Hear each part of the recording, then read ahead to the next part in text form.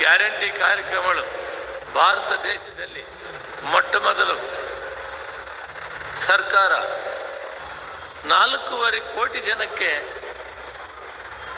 ದಾಸೋಹವನ್ನು ಕೊಡುವಂಥ ಕೆಲಸ ಮಾಡಿರುವಂಥದ್ದು ಒಬ್ಬ ಮುಖ್ಯಮಂತ್ರಿ ಭಾರತ ದೇಶದಲ್ಲಿದ್ದಾರೆ ಅಂದರೆ ಅದು ಸಿದ್ದರಾಮಯ್ಯನವರಂತೂ ಯಾವತ್ತೂ ಕೂಡ ನಾವು ಮರೆಯುವಂಗಿಲ್ಲ. ಇದು ಯಾವ ರಾಜ್ಯದಲ್ಲಿ ಇಷ್ಟ ಮಾಡೋಕ್ಕಾಗಿಲ್ಲ. ಹಬ್ಬಕ್ಕೆ ಮಹಾರಾಷ್ಟ್ರದಲ್ಲಿ, ಆಂಧ್ರದಲ್ಲಿ, ತಮಿಳುನಾಡಿನಲ್ಲಿ ಕೊಡ್ತಾರೆ, ಹಬ್ಬ ಆಡಿಗೆ ಕೊಡ್ತಾರೆ.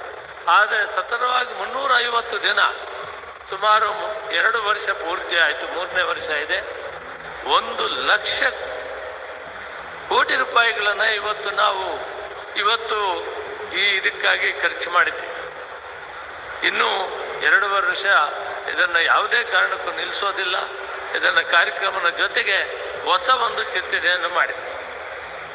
ಅಕ್ಕಿ ಸಾಕಷ್ಟು ಉತ್ತರ ಭಾಗದಲ್ಲಿ ಸದುಪಯೋಗ ಅದೆಲ್ಲ ಅಂಥೇಳಿ ಅದಕ್ಕೆ ಪೌಷ್ಟಿಕ ಆಹಾರಗಳನ್ನು ಕೊಡಬೇಕು.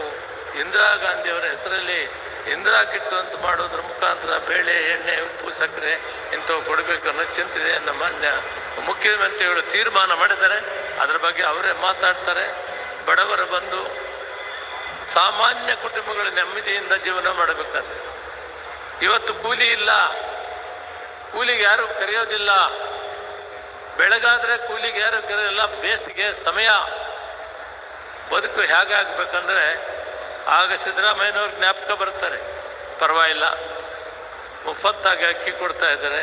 ಒಂದು ವೇಳೆ ಯಾರು ಕೂಲಿ ಕರೆದಿದ್ರು ಕೂಡ ನೆಮ್ಮದಿಯಾಗಿ ಜೀವನ ಮಾಡ್ಬೋದು ಅನ್ನೋ ಒಂದು ಚಿಂತನೆಯನ್ನು, ಮನೋಸ್ಥಿತಿಯನ್ನು ಕಡುಬಡವರಿಗೆ ತಂದುಕೊಟ್ಟಂಥ ಧೀಮಂತ ನಾಯಕ ಸಿದ್ದರಾಮಯ್ಯನವರು ಅದನ್ನು ಸತತವಾಗಿ ನಡೆಸ್ತಾ ಇದ್ದಾರೆ. ಯಾರು ಏನೇ ಟೀಕೆ ಮಾಡಿದ್ರು ಕೂಡ ಬಡವರ ಪರ ಕಾರ್ಯಕ್ರಮಗಳನ್ನು, ರೈತರ ಪರ ಕಾರ್ಯಕ್ರಮವನ್ನು ಹಾಕ್ಕೊಂಡಿದ್ದಾರೆ.